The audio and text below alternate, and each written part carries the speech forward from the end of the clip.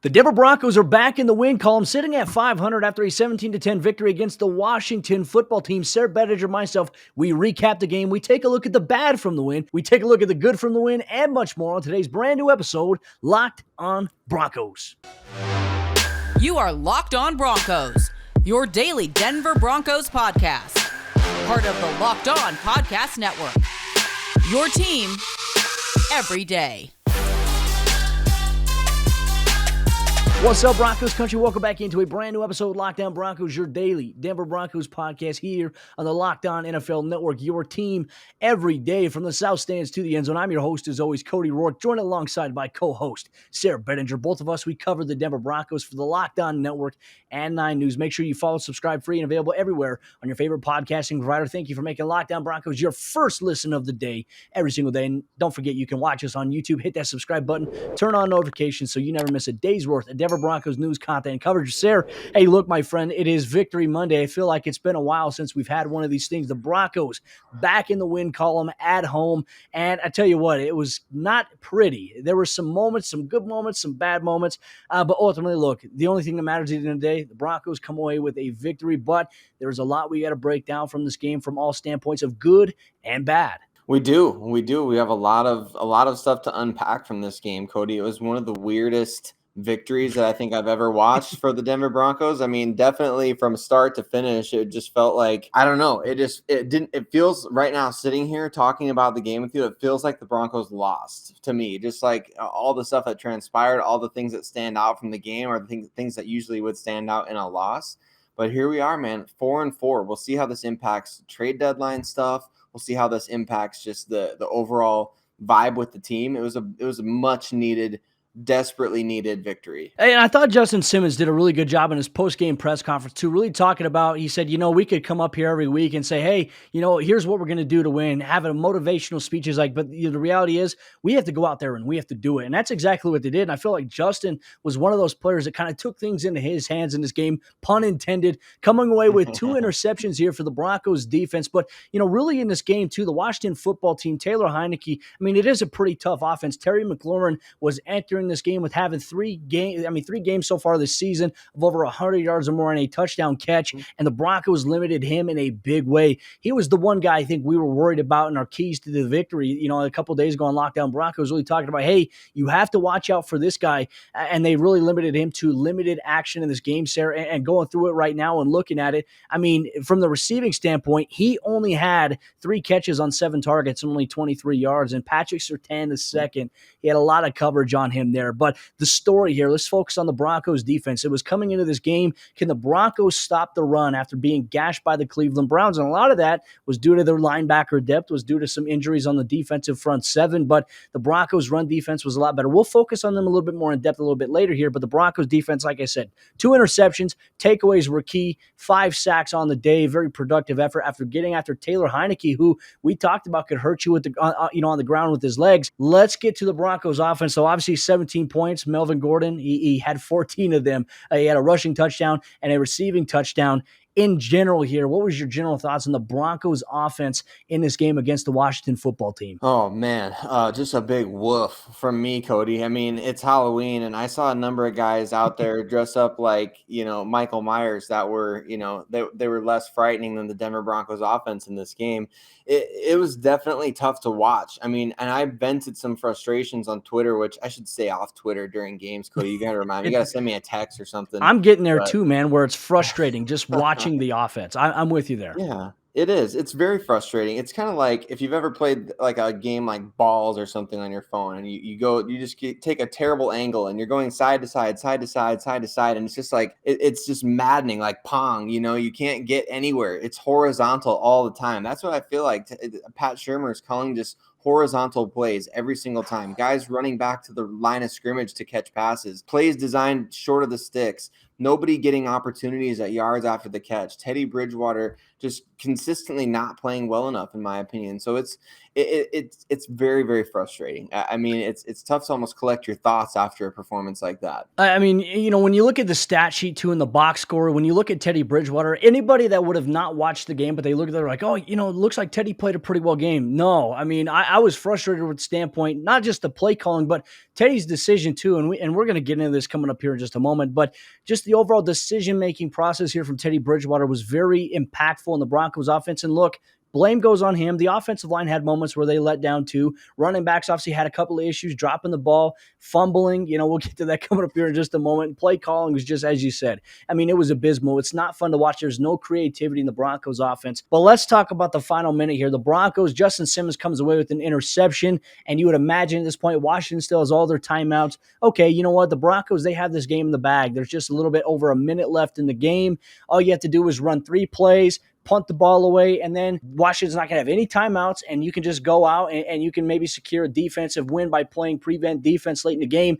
And what we see is the Broncos, they run the ball, get a couple yards on the first down play. Second down, a play action bootleg where Teddy Bridgewater is rolling out to his right, a passing play, which is surprising. Vic said in the press conference that the offensive coaching staff was calling for that it was going to be open. They felt like it could work, but he ends up throwing it. It's incomplete. The clock stops, and then Melvin Gordon off the right side fumbles the football. Washington recovers, and all of a sudden I was sitting there, Sarah, and I was like, what is going on? Like, what are they doing? This is ineptitude at its finest. This is not Broncos football. And I know it's been that way for the last 5 years in terms of the offense struggling, but Sarah, what we saw today, that is not Broncos football that Broncos country deserves. No. Was anybody else reminded of that Chicago Bears Denver Broncos game from like 10 years ago? Wasn't it Marion Barber running out of bounds and everything just kind of falling in the Broncos' favor. And those were obviously at the time 2 really bad teams playing. And today, frankly, it looked like 2 pretty bad teams playing out there. But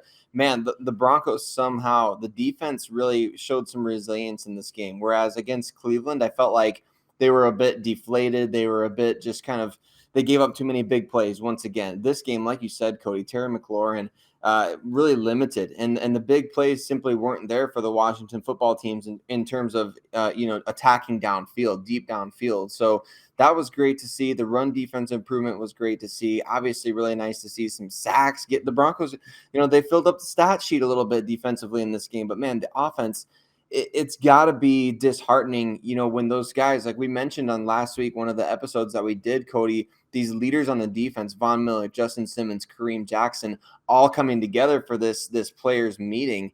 It's got to be frustrating for those guys who have been making plays this season, and then to watch the offense just so bad on a week-to-week basis. I mean, I don't know how they approach what they do. They obviously can only take care of what they can take care of, but there was that one sequence in the game, Cody, that you retweeted my tweet when it was a sequence from the Broncos defense. They got a 3-and-out defensively. They get a great stop deep in Washington's territory. Broncos get the ball right back. Kendall Hinton fields the punt at like the 40. And then the offense comes out and they get a 3-and-out just immediately. It was immediate. And of course, the defense is going to be tired right after that. So yeah, it's just tough, man. It's really tough for that. And it's tough to see where this could even go, because we can't really speculate. Well, the Broncos, they played really well against these bad teams. They've been playing worse and worse every week offensively, it feels like. So it's tough to know where they go from here. Yeah, and we're going to get to the bad from the win. I know we touched on some of it just here, Sarah, but there's a lot we need to address about Broncos country, especially a couple of key injuries that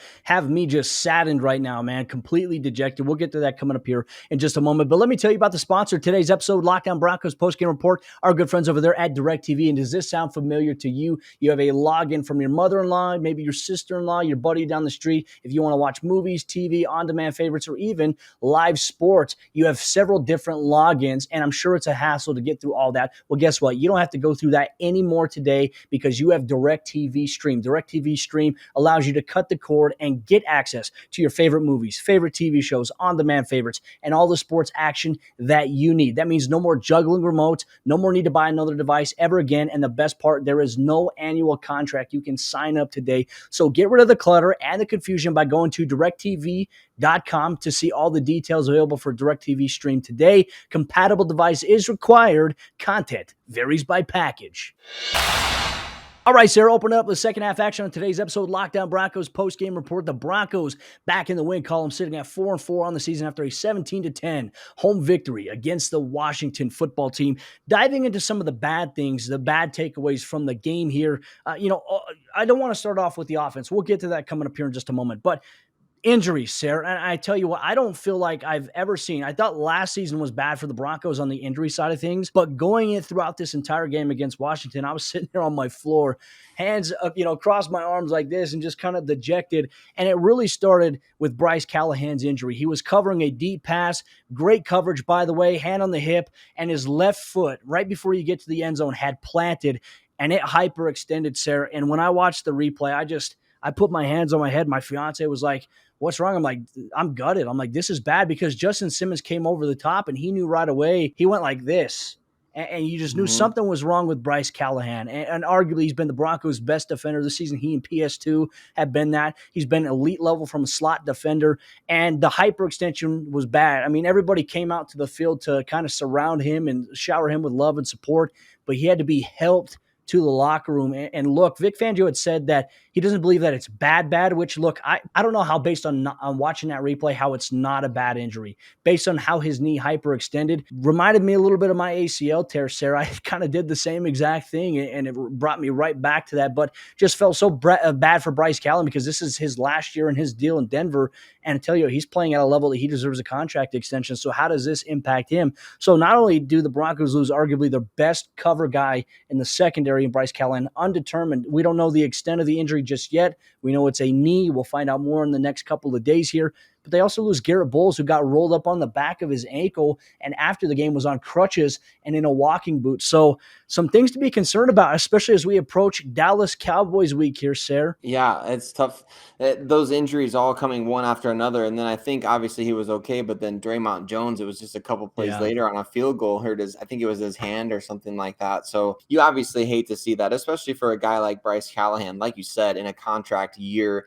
Definitely somebody who's deserving of another deal, but at the same time, he's barely been able to play any football. If he's done for the year, worst case scenario, he's basically played one full season's worth in 3 years in Denver, which is really tough. So Yeah. you do hate to see that because he is so talented. He's so good when he's healthy. So hopefully, the tests come back and things look good for him there. And the same for Bulls. Of course, we see a lot of guys, a lot of times they'll be on crutches or wearing a boot after a game. Yeah. And they'll be out there, the next week. And remember his rookie season, Cody, when he had what sounded like a really bad injury and he came out the next game and played against, I think it was Buffalo. Yeah. So we know he's a tough dude and he's going to find a way to be out there if at all possible. But it is you hate to see injuries. Like I think every Broncos victory this year, Cody, has had some sort of devastating injury involved in it. I can't remember off the top of my head all the specific guys, but I mean, I'm sure everyone that's listening could list them off one by one, but it's getting to the point that it's just like, man, what do we got to do to get a win and come out unscathed? Yeah, you want to come away from a game feeling clean, right? And even though the Broncos won, as you were alluding to, it doesn't feel like a victory. It doesn't feel very satisfying because obviously when you lose a guy like Bryce Callahan, you potentially lose Garrett Bowles. I mean, it's a big blow, I think, to just the morale. And it was even bad too, Sarah, as we talk about what was bad. Almost 12,000 no-shows at the stadium. And I think that's really Broncos country's message of saying, hey, what we have seen with the on-field product is simply unacceptable. And look, it was a big day too. Peyton Manning's Ring of Fame ceremony, obviously the interview with him getting his statue next to the pillar of everybody else, and then obviously the banner at halftime. I mean, that was such a great day, but 12,000 people nearly didn't show up for it. And I think a lot of it is due to the frustration. Ticket prices were really low for this game too.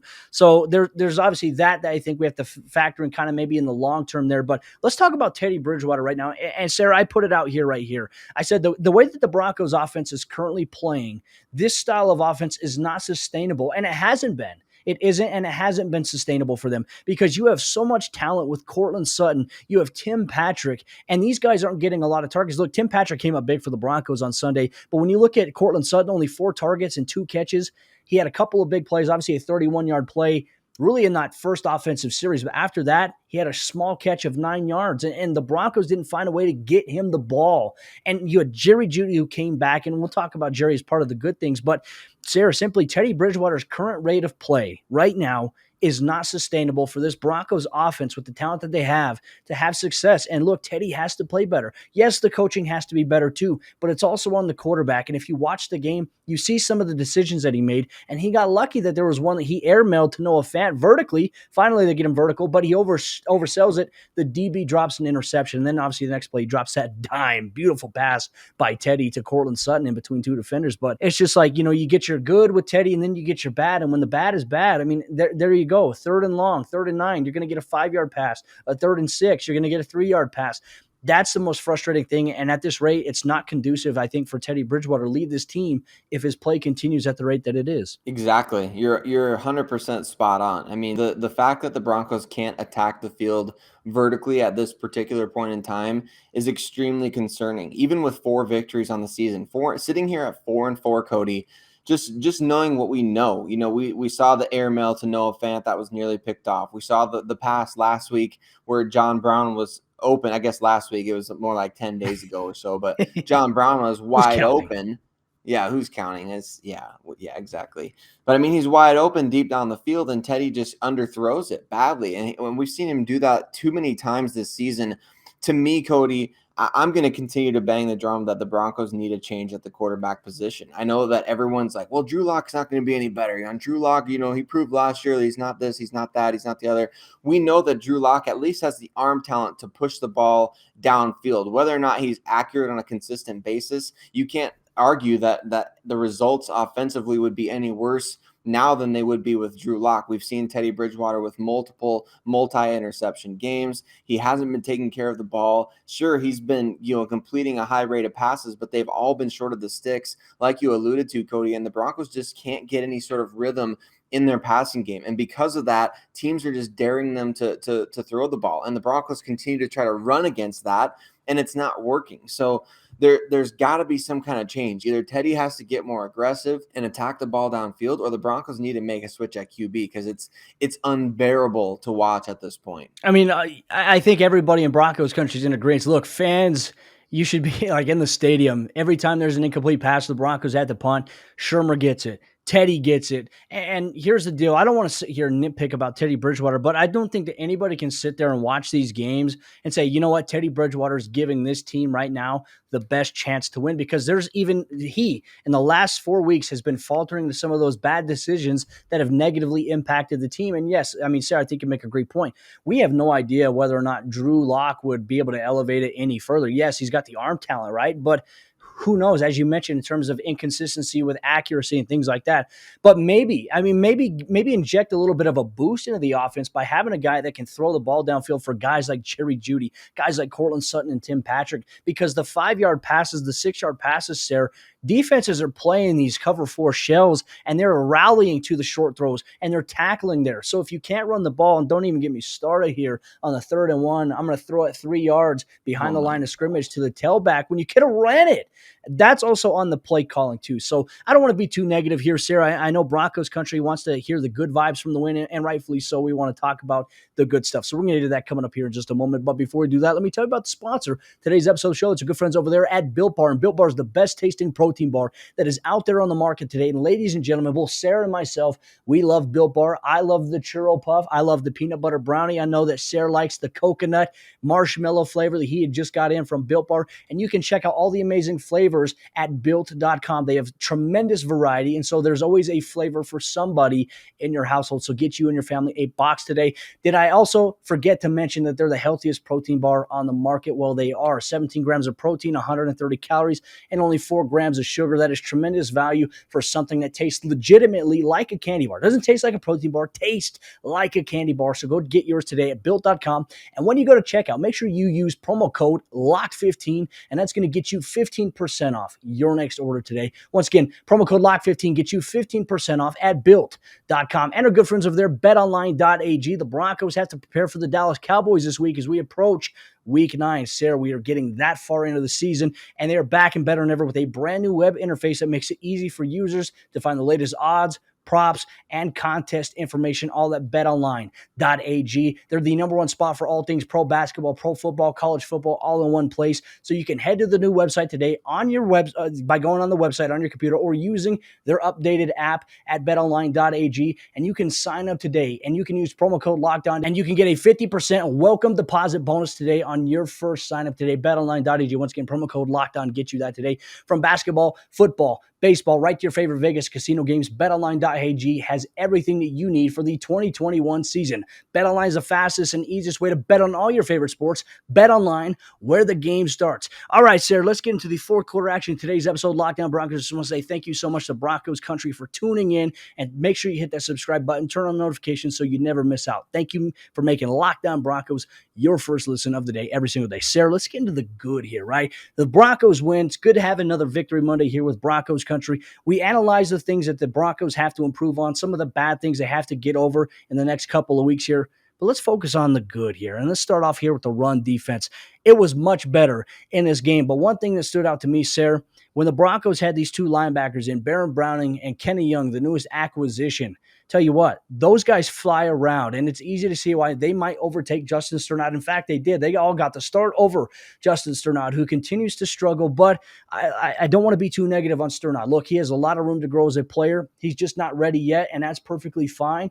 Maybe being able to learn a little bit more and being able to sit behind these guys, maybe the Broncos can find a complimentary role for him in the meantime. But, man, what were your thoughts on Baron Browning and Kenny Young today? Those guys play fast, don't they, Cody? I mean, it's great to see. It's great to see that kind of game speed. And Baron Browning really impressed me, not just with his game speed and his play speed, but, man, he was consistently in the right spot. I mean, he wasn't out of place. He wasn't just winning with athleticism. He was out there in the right spot. He was out there making the calls. He had the green dot, as it was pointed out by former Bronco Mark Schlereth on the broadcast. So I loved watching those two guys play. Very aggressive. Obviously, not perfect in coverage against J.D. McKissick, one of the best receiving backs in the game, but that's to be expected. I mean, he is that, and he's very underrated in that regard, Cody. I got him in fantasy. The dude puts up points every single week. But but so Kenny Young shouldn't feel bad about getting put on skates. I remember that play from the game. That really stands out. But these guys attack the line of scrimmage, man. They really attack, and they play really good in pursuit. So I was impressed. Like you said, the run defense overall was improved, and that was frankly very, very surprising, right? No Mike Purcell, no Von Miller, no Alexander Johnson, no Josie Jewell, and you swapped out your replacement starter at the inside linebacker. Two replacement. Micah Kaiser also out for this game in addition to Sternad being replaced. So 5 of the 7. Exactly. It's kind of crazy, isn't it? So to see them respond in that way, kudos to the defensive staff getting these guys ready. Kudos to their film study. And we mentioned it on the crossover episode. David mentioned, Cody, remember that the Washington football team offensive line has been playing well this season and winning some of their blocks, specifically on the interior. So that was great to see the Broncos come out and play well from the first and second level of defense against the run. Well, not to mention, too, the newest acquisitions. We saw Kenny Young, right? Stephen Weatherly had a sack in this game, too, and reminded me of the old Von Miller goggles back in the day. But I tell you what, it looks like George Payton knows what he's doing. And those impact players, they came in right away, and they had an impact, which I don't think you can ask anything more of. But not to mention, too, Shelby Harris continues to impact. He had a half sack in this game. He had 2 blocked field goals in this matchup, or I think it was 1. And then I think that there were questioning whether or not he or Draymond had the second one by Blewett, but just continues to have an impact there. Quarterback hits, Malik Reed coming up big with 2 sacks. But even more so, I wanted to focus on the secondary here. Justin Simmons, we talked about his good game. Ronald Darby, I thought, had a pretty good game as well for the Broncos, but let's talk about Patrick Surtain. I tell you what, I can't wait to put the film study together going on a week-by-week basis. He was fantastic, and we saw him in some of that more press man-to-man coverage, something that we talked about we'd like to see him do more of, and he covered Terry McLaurin several times man-to-man, and he had great reps against him. I mean, his technique is phenomenal. He's fun to watch, and here we are once again 10 days after the Browns game, really praising Patrick Surtain II. And I know that there's everybody that's looking at what Justin Fields did, the type of day that he had for Chicago Bears. He had some athletic plays on the ground. He only threw for $175, and they still lost the game. But, obviously he's going to transform without Matt Nagy over there in Chicago. But Patrick Surtain II, people don't hate on Patrick Surtain because the Broncos didn't go quarterback. PS2 is the real deal at cornerback, and if you fail to look at that, I don't know what you're looking at. I mean, I don't know what you're choosing to see. PS2, fun to watch there. And like I said, he gets a game ball from me. Yeah, absolutely, Cody. And he was your defensive player to watch for Yep. this week, if I remember correctly. So big time No stuff pick from six him. this week, man. He Dang it. almost I he know. almost did. Do you remember that screenplay He that did. Taylor Heineke threw? He just Yes. it was He close. did. You're right. You're right. Neither of us got our defensive touchdowns that we called for, but it's going to happen. So I'm very impressed by him, Cody. And I think that Pat Surtain is one of those guys that you could tell, even when he was at Alabama, you could tell that just the longer this guy is a pro, the better and more consistent he's going to get every single week. He's just going to continually get better and better and harder to throw against just because he's so smart. Yeah. And he's capable of winning athletically, but you rarely see Surtain have to win just purely based on his athleticism, right? That's why I think at Alabama, so many people just kind of got bored of scouting him because he wins before the snap. He runs routes for receivers. He's constantly right on their hip. So I'm impressed by that guy, man. He is a stud. He's developed instantly into one of the better players on our entire roster. And I can't wait to see Cody. And I'm praying. I'm desperately praying, Cody, that we get to see this secondary feast with both Bradley Chubb and Von Miller healthy, because we saw the pass rush under Vic Fangio this season has been very, very good. And it was good last year as well, just in terms of like a distribution of sacks, right? So it's not just constantly one guy off the edge, but you're getting Draymond Jones, you're getting Shelby Harris, then you're getting Stephen Weatherly, who, by the way, how Von Miller-esque did that feel? Like you mentioned with the goggles, but also he was coming off Von Miller's spot off that left side, strong side, and he just had that perfect dip, man. So it was awesome, and I love seeing that. I'm gonna start calling that guy Horace Grant because he dunked on all the haters today that were hating on that trade. And for those of you who aren't 30 plus like me, Cody, it's Horace Grant was a basketball player in the 90s. So but yeah, I love to see that, and it's great to see some of these defensive players stepping up, especially when they needed them to most. The offense wasn't doing its job, and the defense came out, and instead of kind of that bend don't break mentality, they went out there and they forced the issue. Yeah, they went out there and they took it. And Justin Simmons said it in his post-game presser. He's like, after the offensive turnover, he says it would be easy for people to say, oh my goodness, why do we have to go and be put in this situation again? He's like, look, guys, if you want to win, we got to go win this game. And that's exactly why the Broncos paid him. And look, I think Justin Simmons had his best game of the season. He was really locked in. You love to see it. But, really quick before we get off air here, Sayre, Broncos obviously victorious.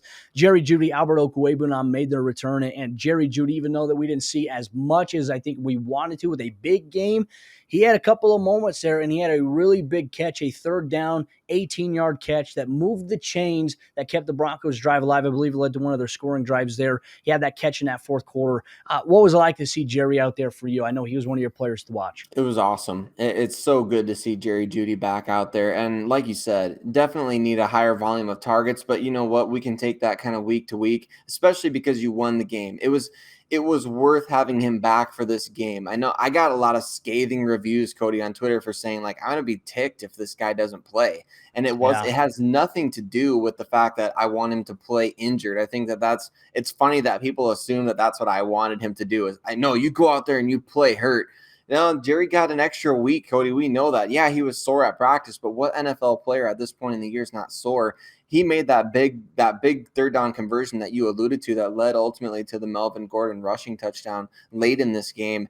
And that was clutch. That was key. And those are the kind of plays that make you wish, man, the Broncos got to attack downfield. You got Jerry freaking Jeudy on the team. And Albert Okwuegbunam, I saw some takes on Twitter, Cody. People are calling for Albert O over Noah Fant. So, I mean, he was making plays, no doubt about it. But I think the Broncos have enough talent in that offense. You just got to distribute the ball. You got to get all these guys opportunities. And that's where the frustration with Teddy lies.